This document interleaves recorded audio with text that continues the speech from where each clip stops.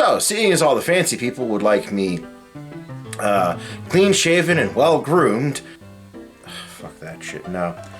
Yeah, I'm gonna turn clean-shaven later in this, but, no. No, that ain't me, that ain't how I work.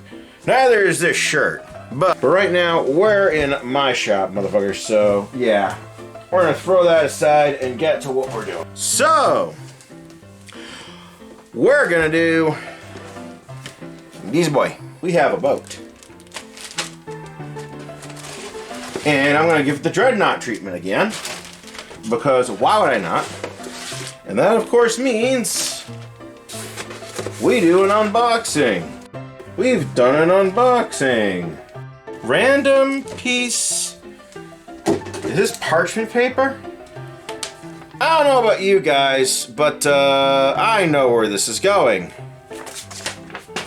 The trash. I still gotta prepare the boat hull for the big thing that we do for these to make it a, you know, model and interior. Looks like I gotta put this together. Here we go. Alright, there go we do. So, as you can see, I'm just putting a bulkhead in and just generally dry fitting pieces together. I looked through the instructions because I didn't actually throw them in a trash can. I ain't that cool yet. And I go ahead and I shave down bits for the stand that comes with the model because I think maybe it'll be a good, you know, just work holding thing. It doesn't do that great a job of it, but I do end up creating a much better hold device at the end. As you can see, I then start trimming off bits of the hull first, you know. I gotta go through all those internal, you know, structural bits because I'm adding my own structure, so I need this boat hull to be smooth internally. So I go ahead, I do that, I erase those with the Dremel, and then I finally put the halves together. Alright, so they say you're supposed to look for the answer in a book. And I do have a question, and I'm gonna be able to find the answer in this booklet here. Let's see, there's that, but that doesn't go all the way down like that, does it? And then I keep searching in the book to try and find an answer to a question that I honestly have forgotten at this point. Oh yeah, it was how well lined up that internal bulkhead bit actually was with anything real in the plans. So that I could just leave it in, maybe. Alright, so now that I have this kind of lined up, I can give it an initial hit with the... I'm just going to go straight to the new shiny Tamiya Extra. And the reason for that is just to try to get the strongest possible bond. Alright. Tell you this was fresh special bald spot. Sprue goo. It's what's for dinner. Do not eat that stuff. Do not eat this stuff. Do not eat this stuff. If you're dumb enough to eat sprue goo, you're probably not smart enough to be watching this, sorry. But anywho, so yeah, there I go putting in the sprue goo to seal gaps and provide adhesive and strength for the bond between the two boat hull hubs. Then I put in some sprue goo in places to cover up what would be divots, and then I start cutting things down and sanding them after, trying to get that boat hull to the correct shape as quickly, you know, as good a shape as possible because I need it smooth on the outside and the inside. Mainly the inside though, just because of the fact that I'll be pouring in silicone in there and wanting to use that as like an outline for stuff. But that's neither here nor there right now. That doesn't even start in this episode. Alright, so I was looking at some of the... My eyes spotted some of the next instructions, right? And I saw this thing fitting onto a piece of the deck and fitting into a thing that was having as a hull bulkhead after I kind of slipped it in. I didn't glue it in. I slipped it in just to see, you know, how things were fitting and how big of, you know, a bending I might have to do on this hull. And I noticed something. I realized I'd probably want to at least have the top pieces in position whenever I do anything with, you know, filling this in at any part with silicone, because I want any heat from that silicone to help bend this into shapes that are compatible and don't cause me horrible issues. You know, one of the lessons I learned. So I saw this and I saw some pieces fitting as part of a sort of superstructure, and then I realized this is going to give me clues for the interior, and it's going to give me things, you know, that I might want to, you know, do differently or do the same or whatever. So I am going to actually be putting some of the pieces on before you know, the superstructure, before you even filling this in. I don't really put much superstructure on. I just put bits of it, enough of it on to make sure things are lining up. I find out that they don't, And then I start spending a lot of time to figure out how am I going to line these up. That's the crux of this video, is how I'm going to, you know, unbend the boat hull, because they all bend, in order to make it better accommodate my pieces. I also do some modifications to pieces just so things will fit better in position. And there we go, yep. More cutting, more trimming, more neatening things up. Especially near some of, you know, the places where that deck is going to sit.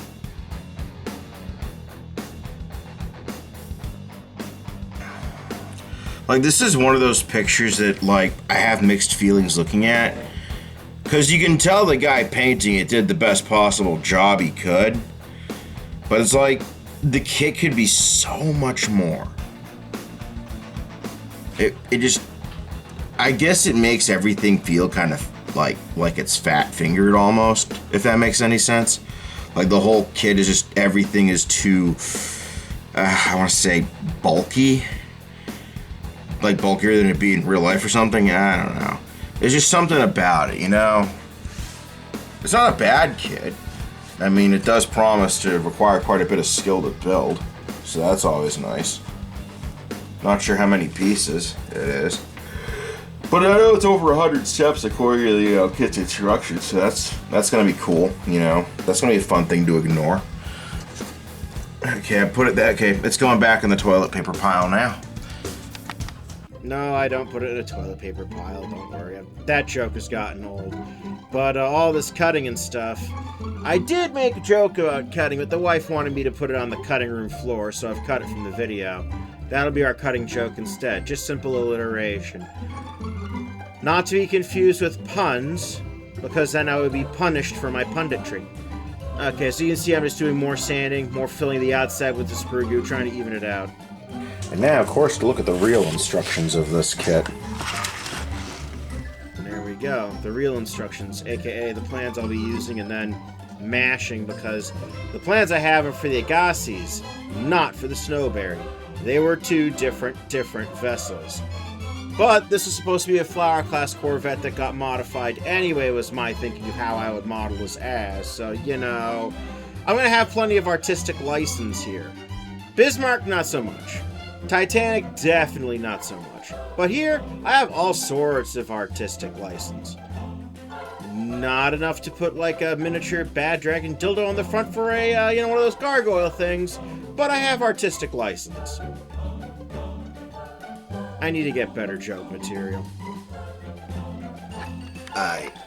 Really quick, just bring this right in here. Come on, there we go. Hey.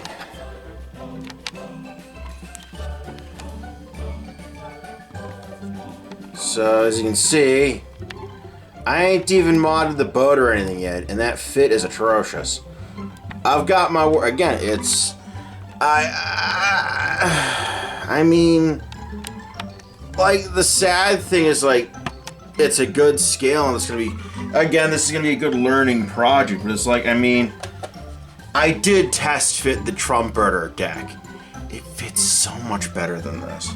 I mean, like the Bismarck one. I haven't like played with the Titanic deck or anything like that yet, but this is definitely gonna take a bit of playing with some stuff in order to fix.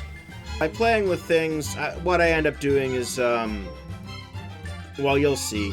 The idea is we're going to be bending this hull, putting it into a fixture that's going to hold it for quite some while, and working with it in that fixture for quite some while. But right now in this video, I'm just assembling the top, that top deck superstructure bit. Or, well, not the top, but still. Alright, I'm back. It's been like about a little over 2 weeks for me, I think. But for you guys, it's been less than a second. What happened? We had a trip to go on, so... But now I'm going to go ahead and look a bit more at this and ooh and ah and kind of ogle at it and see what I can think to do with it. So... Alright, so there's the hiatus. I guess I'm a little more clean shaven, but that's besides the point. Here I am once again trying to fiddle with this thing. I think I may try first to nicely sand it just a little more, maybe gently bend it and hit it with like a heat gun as I'm trying to sand things smooth and whatnot. That is not going to work. And I eventually grow my big boy brain and find that that's not going to work. So that's when I start getting onto this fixture I've been mentioning and all the voiceover bits for the past, like, for me, few minutes.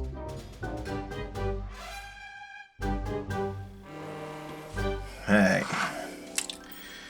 So I got this thing here. I've done some more sanding. It's almost right. I'll have to do a little. It's just about at the point where I would start doing like some work with, you know, putty to kind of smooth out the rest of the way. But there is still the problem, of course. There's always problems. Let's see if it actually replicates though without that insert in place. If it does, if it's solved without having that insert, then I just got to remove that insert. So that's not nearly as bad, but there's still removing the insert was not found to help it. Although I also found it either in this or the next time-lapsey bit that it was the deck plates and the hull itself are heavily warped. Yep, there you go. You can see it. Warped hull. And even trying to straighten it out, add like a little heat with a heat gun isn't going to work. I think you may see me try that too. So eventually, I come to the conclusion that I somehow, you know, get this thing to bend, and that's what some of this woodworking here is meant to do, is make a fixture to bend it into the proper shape.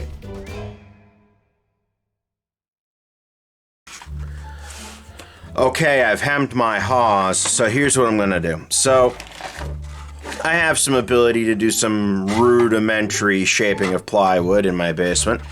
Yay for that. So, I'm going to try to make, this is about like 3 by 18, give or take. So, I'm going to make like a 5 by 20, you know, have an enclosure that's about 1 inch around the edges. And I build the walls of, it's like about, why did I say 3 inches, I think I said. Something on those lines. Where are you at? Right there. Yeah, so at 3 inches. Oh, yes, I'll have a little, you know, height above this. A little bit internal to work with as well, etc. Then what I'm going to do is, so you know those, like, if you ever have built any, you know, electronics or other things, you'll be familiar with these things called standoffs. Some people call them jack screws, but it's this hexagonal shaft looking motherfucker, and it's got like, you know, threaded hole going all the way through it. So you can put 2 screws on the inside of this and then try to unscrew the screws a bit to have it kind of push out if you wanted. I guess I could do a slightly different variation to try to make it actually go like a turnbuckle, so one, you know, goes one way, the other goes the other way. But then that would require left-hand taps, left-hand screws. I'm not going to do that. I'm not going to do that. I'm going to see if I can do that to myself. That would make things easier. But, yeah, so there's that. Out it goes, out it goes, out it goes, or in it goes, depending. And my thought would be, so I'll have this thing sitting in this kind of like wooden, you know, trench. I'll have some things coming from above over some points below, where I'll have like screws to kind of just snug up, and then I'll know what all the heights of the screws are from, you know, top to bottom. So from like a reference plane, I'll be able to, sort of reference plane, I'll then be able to kind of twist this kind of from the top and other things. And then when that's in, I'll you know, put in my little, you know, kind of turnbuckle bits and then try to make sure somehow that the this thing will fit. I'll try to make sure the you know, whatchamahoots, the deckings fit, right? And once the deckings will go in, you know, if I can get the deckings to go in, well, no, okay. So I'll hold from above. I'll fill it externally then with great stuff foam, and I'll coat this exterior with mold release.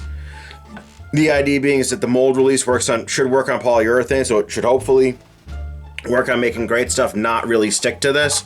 But the great stuff foam will be cheap. It'll kind of form a barrier and stuff. And I already checked it. Great stuff can just barely handle boiling water. So yay for that. Boiling water at normal atmospheric pressure, just so you know. Just so we're all on that same page, because some smart Alec's going to say, oh, it can handle boiling water. This guy in the internet said. Except they're going to boil that water like 500 PSI or some crazy thing. And then we're all going to wonder why not only did the gray stuff melt, but the thing flash vaporized into steam and hurt people.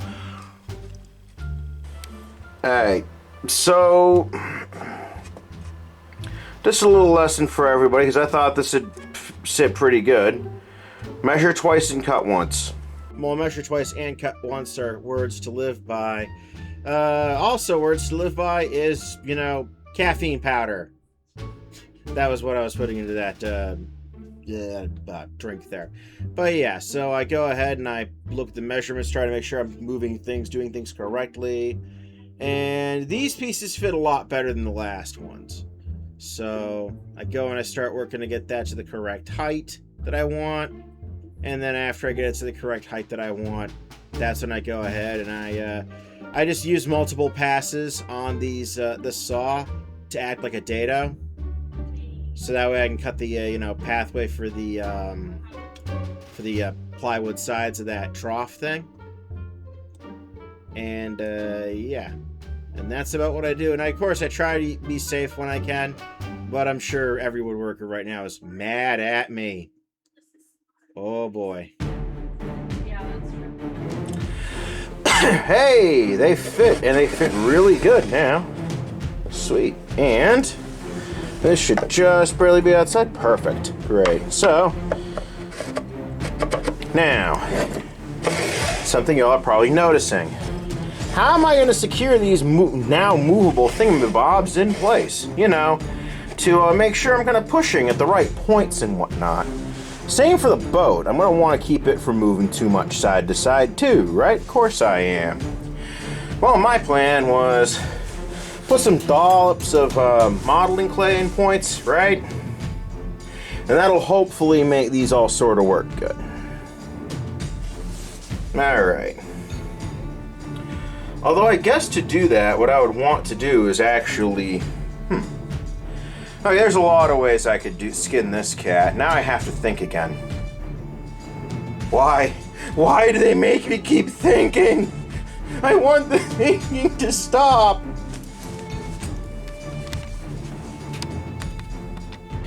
Alright. This is a stripped out insert. Threaded insert. Try to make it all nice and good, you know, get this in there. Try to make this thing go the right ways and whatnot. Trying to screw it in from the bottom, this thing decided to have a hissy fit and then start coming up. So I pull it out, go in from there to try to tighten it down, and it decides to again be annoying. I didn't want to have to break out the 3D printer to solve all my problems. It's looking like I'm going to have to break out the 3D printer to solve my problems. Alright. And now, let's take the little widgets I made with the thing with the 3D printer. There we go. And I'm going to go ahead and then wiggle the framus. Yep.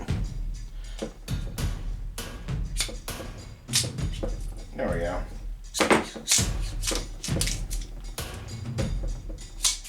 Perfect. And then I go ahead and I do a bit more cleaning. I did another pass of cleaning just because the IPA didn't quite make it not sticky.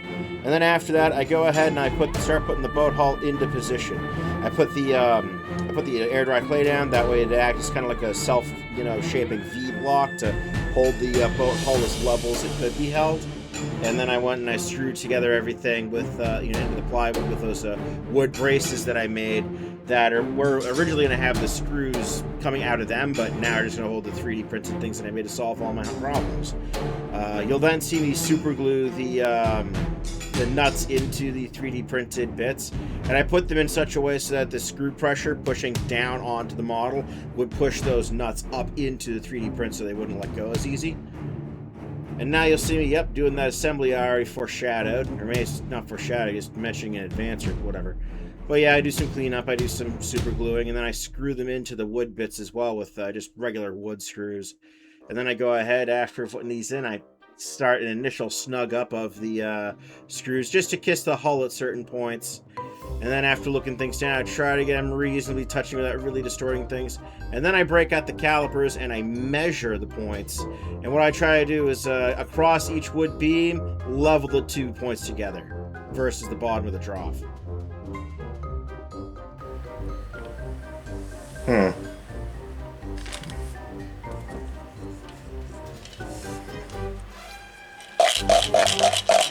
So I'm going to use this. I'm going to pre-spray in here.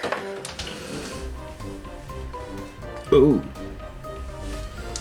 Oh, I've already got faint notes of joy from this thing. Oh boy, this is damn. This is like the way I do caffeine, but like for inhalant abuse. This is playing on ranked. I'm not even casual. I will put 5 scoops of Gamer Subs or G Fuel into a bottle, shake it and chug it, and not die. I kind of need to do this to feel anything from it. And I take this logic to the great stuff foam, which I did do a nice sort of time lapse just so you can all watch it kind of grow and swell and see that what I learned about, a few minutes into this, which is I think I added a bit too much. But just how much did I add? It doesn't flood my workbench, thankfully, but I do have a learning experience, as it were, when we go into normals time mode, which is right about now. So, I get the nagging feeling that I use just a little too much. Yeah, you think? Then I start cutting it, but I do a lot of that off camera. So, yeah, this is the bad part of it all coming over the sides and everything, and I should have been a little, I guess, more sparing. But I also know next time, because, I had a suspicion that the foam might do things like this before. I was hoping that it'd be kind of just bubble up a little bit, not, come out though all the way over the top. But, this is why we do things in the smaller scale, so that, once the bigger scale, we're ready for all the things like this. So I know I'm going to have to get like one of them reciprocating sanders, I think, to really get all of this off from the inside. But overall, besides my life breaking down temporarily into an ASMR video, I'm actually quite happy with the results. Alright, so I think I've already mentioned this this thing here with the foam and everything. So I wondered what dissolves polyurethane but leaves polystyrene alone. Polyurethane is the type of foam that this great stuff is, apparently. So, do we have any further? Whatever.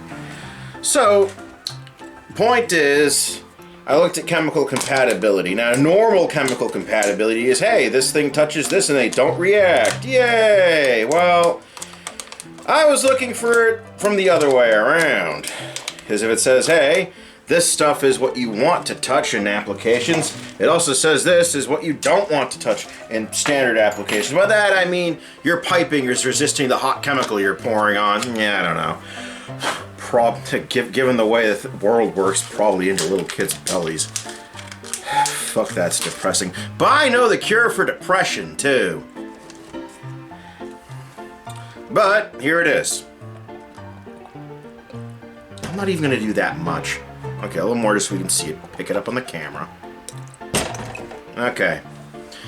Now, I heard there's a trick to being able to take in nasty things, which is you breathe in, you hold that breath, then you shoot it, and then you breathe out. So I'm going to try that and hope that helps. That's not going to help.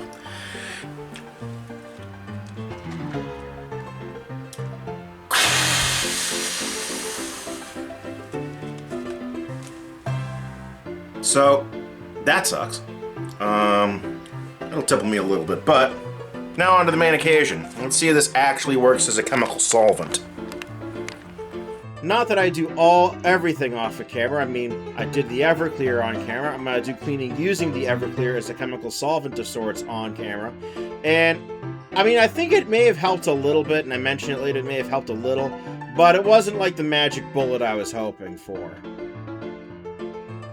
Now, I could say that, oh yeah, but, you know, it went right through me like a magic bullet. It didn't do that either. But how's that joke go? I am what you would call... nope, we're not going there. We're not stealing that joke. We don't need the copyright infringement. Of course, they probably... Well, nah, I don't need to tempt them. Anywho, so as you see, I'm scraping. I'm laying down Everclear to try and dissolve anything toughly in there, soften it up. And then I just run along with the various assortments of tools until eventually I start getting close to something that'll actually almost, maybe, possibly kind of sort of work. Alright, as I just pop this camera off, it's bobbing my thing a bit and gosh, jump. There we go. So, as you can see, Everclear, I think, helped a little bit. Mostly this is elbow grease. I've put a little more of the sprue goo in places. I'm hoping it'll help, you know, kind of seal things up and whatnot. And once I got everything internally there, I think we'll be ready to give this thing a bit more of, well, some internal supports will be needed too, but then I'll be able to actually go ahead and get this thing all nice and properly done. Alright. And here we are, now more cleaning out and then more, you know, just some sanding and working things out, you know, sanding and smoothing, to quote one of my prior bits. And so, yep, I'm just trying to get as much of that thing done, and I use the boat hull is not only a hull, it's also a place to hold your hardware where you're putting it together. And I got those like standoff bits, those are that big long hex nut things that I'm screwing into. And well, I did forget to put nuts on certain places, but I do that later. And I found out I couldn't use the clay to, you know, act as a little kind of feet at the ends of these, so I used the Magic Sculpt, which I'm going to have to replace. I think that's getting pretty old, like the hardener seems to have seen better days. But I use super glue to secure the Magic Sculpt. I use it to both secure it to the screws and to the, you know, hull. Super glue's never been a strong bond. I'm sure I can get some debonder if I really need to. And then I just harden up the whole affair against collapsing whenever I put boiling hot water into it, which will be the next episode. Wow. I've been productive today, as you will now see. Alright, so I am Rich. I build stuff. This has been part 1 of the Flower Corvette series. So hopefully next time you'll get to see this thing start having internal compartments put into it, because, well, I mean, I've got stuff to make silicone molds, and there's a new way I want to add interior things and shape them to model kit boat hulls. I know some of you are thinking, why don't you just build the goddamn thing straight from scratch from the plans and the sheet, and you just use a styrene sheet and you ignore the model kit completely?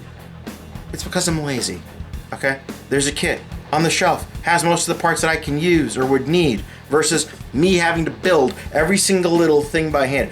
One of these takes decades, the other just takes years. So there's that in a nutshell. But anywho, that's not so important as the first YouTube dance of the year.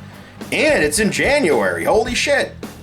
Like, share, subscribe, hooray! Peace out.